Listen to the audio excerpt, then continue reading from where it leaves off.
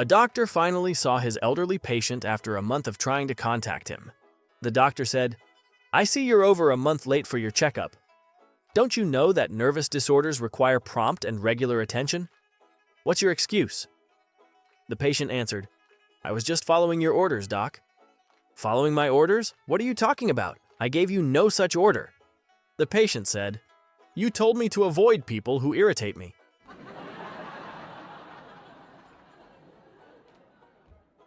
An old preacher was on his deathbed, and in his last hours, he summoned his doctor and his lawyer to his bedside. The doctor sat on one side of the bed, and the lawyer sat on the other side. After several hours of silence, the doctor spoke up and said, "Okay, why are we here?" The old preacher replied, "In the Bible it says that Jesus died between two thieves, and I want to die the way he did."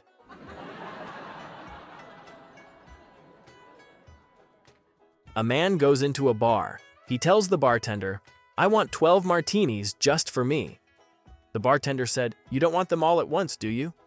The man said, "Yes, give me all 12 at the same time. I'm celebrating my first blowjob." The bartender said, "Well, that's marvelous. Tell you what, I'll give you one on the house and set up 13 for you." The man said, "Hell no! If 12 don't get the taste out of my mouth, nothing will."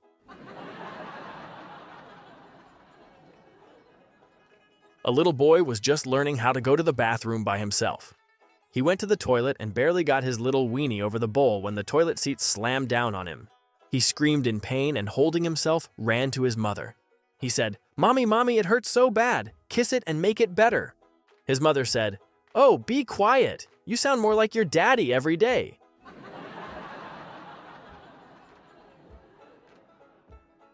The president of a successful law firm came out of the executive restroom. He forgot to zip his pants when he finished.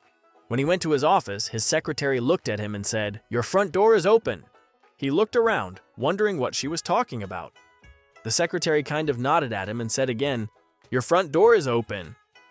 The president backed up and finally realized what she was saying. He proudly said, "When you saw that, did you see that West Pointer standing at attention?" She said, "Hell no, I saw a disabled veteran sitting on 2 duffel bags."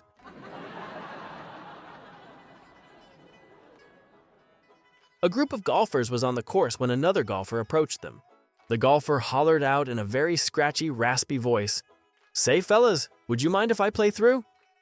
One of the golfers said, "No, we don't mind if you play through. But can you tell us, how did you get that voice?" The golfer said, "Funny you should ask. I got it playing on this very golf course. One day I was playing and I hit my ball into a pasture next to the course.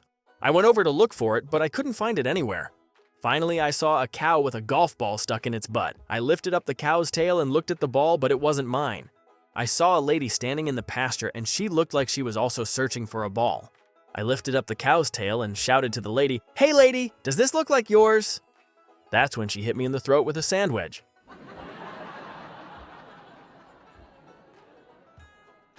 Stacy, a city girl, marries a farmer. One morning, before he goes out to the fields, the farmer says to her, "The artificial insemination man is coming to impregnate one of our cows today. I drove a big nail into the 2x4 over the cow's stall. You show him where it is." The farmer leaves, and a while later, the artificial insemination man arrives. Stacy takes him down the rows of cows until she sees the nail. She says, "This is the one, right here." The man asks, "How do you know?" Stacy says, "By the nail over its stall." The man asks again, "What's the nail for?" Stacy says, "I guess it's to hang your pants on."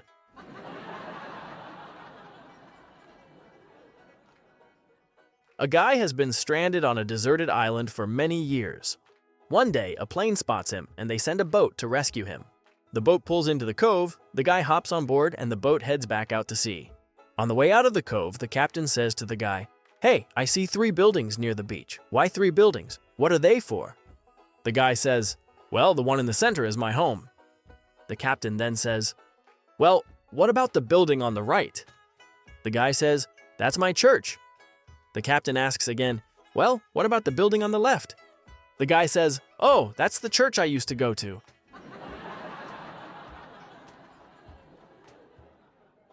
A farmer stopped by the local mechanic's shop to have his truck fixed.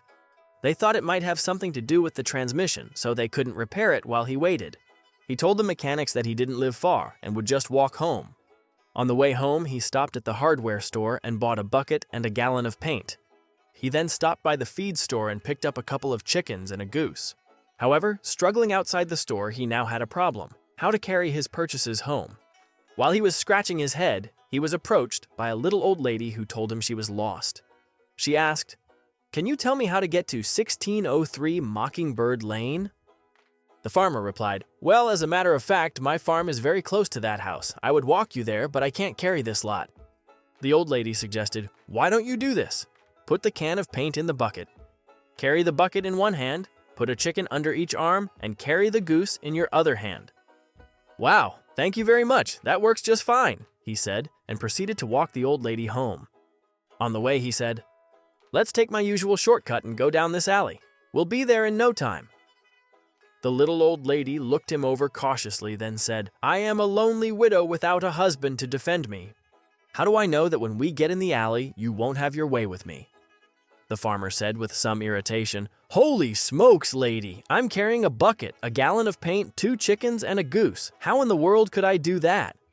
The old lady replied, "You will set the goose down, cover him with the bucket, put the paint can on top of the bucket, and I'll hold the chickens."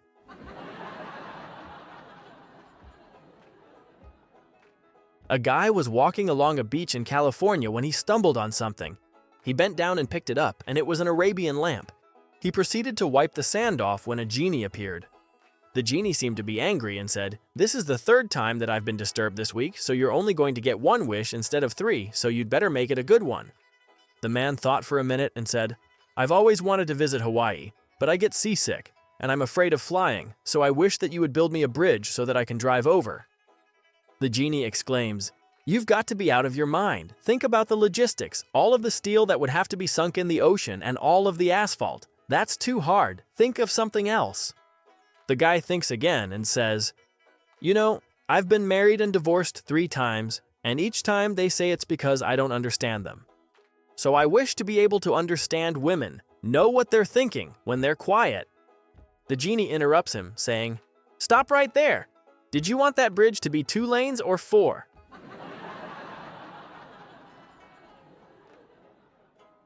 A guy goes to Las Vegas and wins a small jackpot on the slots. He goes out to find a hooker. He spots one dressed to the nines and asks her how much. The hooker says, "A hand job starts at $500. He says, "That sounds like a lot." The hooker responds, "You see that restaurant across the street? Well, I own that restaurant because I give a hand job that's worth every bit of $500. So they go to his room, and he realizes that it was indeed worth $500. The next night, he has a wonderful night at blackjack and goes to find another hooker. Much to his surprise, he runs into the same one again dressed to kill and with a different hairstyle. He asks, "How much for a BJ?" He is astounded when the hooker says, $1,500. The hooker says, "Listen, you see that casino across the street? Well, I own that casino because I give a blowjob worth every penny of $1,500. So they go to his room again, and sure enough, the BJ is actually that good.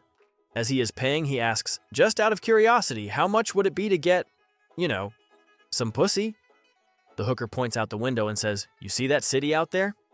The guy says, "Wait a minute, are you telling me that you own the city of Las Vegas?" The hooker sighs and says, "No, but I probably would if I had a pussy."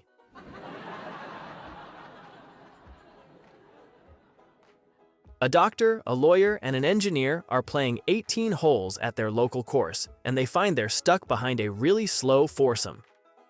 After taking an hour and a half to get through 3 holes, they call one of the club stewards over and ask what the holdup's all about.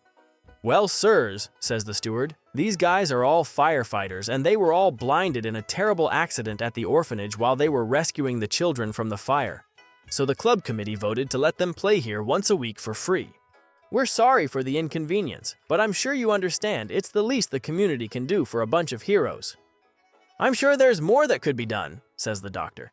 "There's all sorts of pioneering work being done just now in restoring sight. I'll take a look at this and see if anything can be done for them." "That's likely to run into money," says the lawyer. "Tell you what, I bet these guys aren't getting all the compensation they're entitled to. I'll take that case pro bono." And the engineer says, "Since they're blind, why don't you just let them play at night?